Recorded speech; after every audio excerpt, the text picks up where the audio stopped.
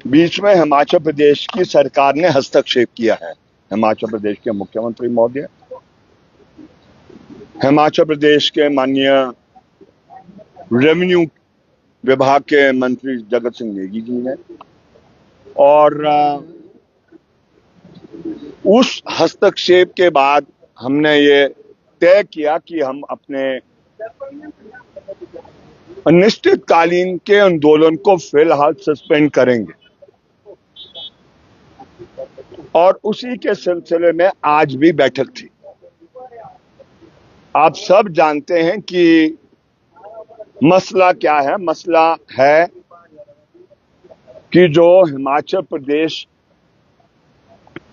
अस्तित्व के आने के बाद जो 1980 में वन संरक्षण कानून जब देश के अंदर लाया गया, तो हिमाचल प्रदेश के साथ बड़े पैमाने पर बेइंसाफी हुई।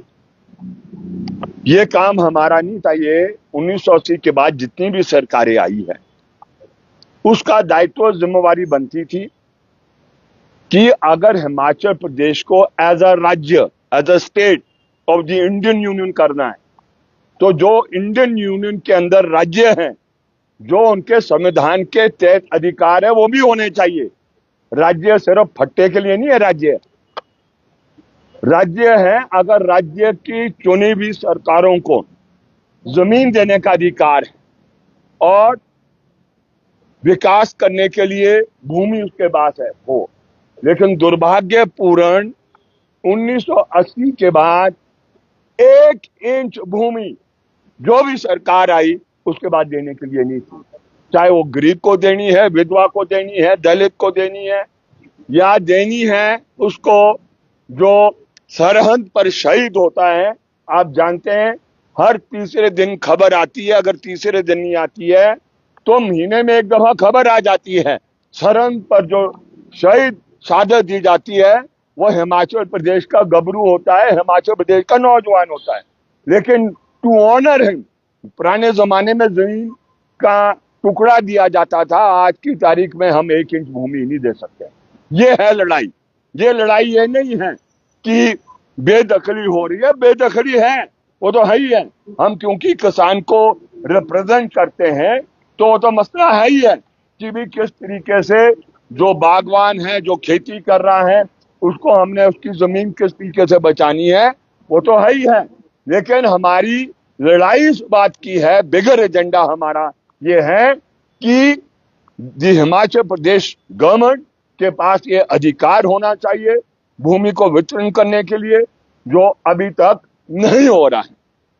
ये अच्छी बात है जो आज बैठक हुई है, एक प्रिलिमिनरी एक बैठक हुई है। इसके कई दौर चलने हैं और हमने हिमाचल प्रदेश की सरकार को 2 टुक शब्दों में कह दिया कि अगर तो आप आगे बढ़ेंगे हाई कोर्ट के अंदर और सुप्रीम कोर्ट के अंदर इस अस्तित्व को कायम करने के लिए, जिसमें क्योंकि हिमाचल प्रदेश का अस्तित्व बचेगा तब जब हिमाचल प्रदेश में रहने वाले का अस्तित्व बचेगा। जब रहने वाले का अस्तित्व ही खत्म हो जाएगा कोर्ट कचहरी के ऐसे उल्टे सीधे ऑर्डरों के साथ, तो फिर हिमाचल प्रदेश में नहीं।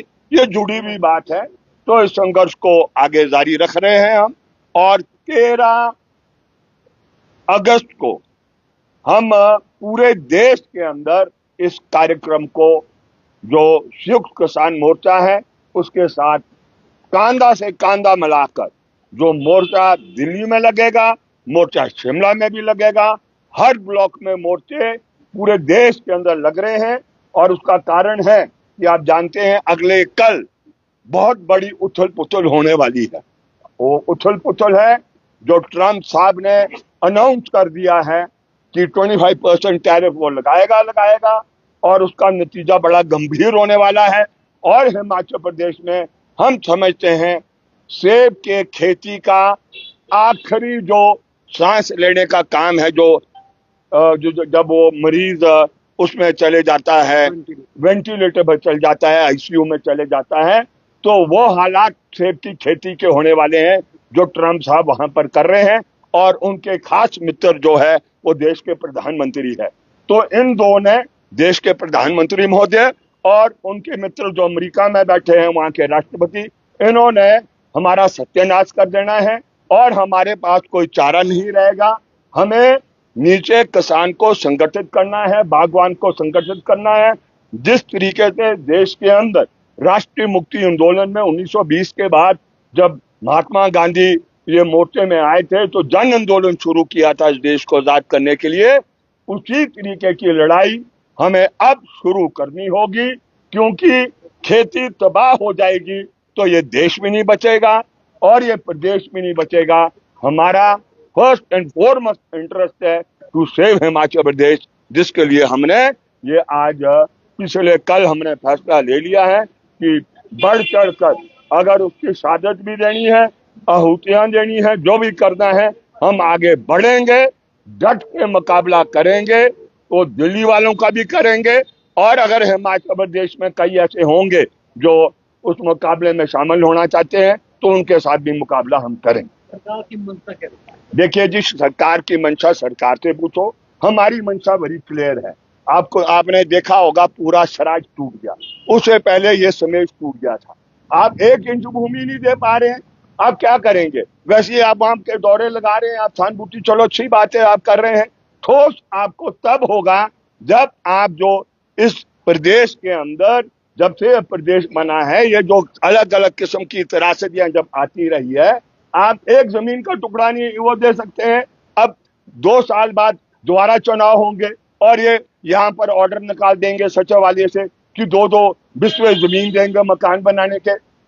पुरानी सरकार भी यही काम करती थी, ये सरकार भी उसी तरीके को अपनाएगी। तो हमने कह दिया इनको, ठगा मत, अब नहीं ठगे जाएंगे, हिमाचल प्रदेश की आवाम नहीं ठगी जाएगी।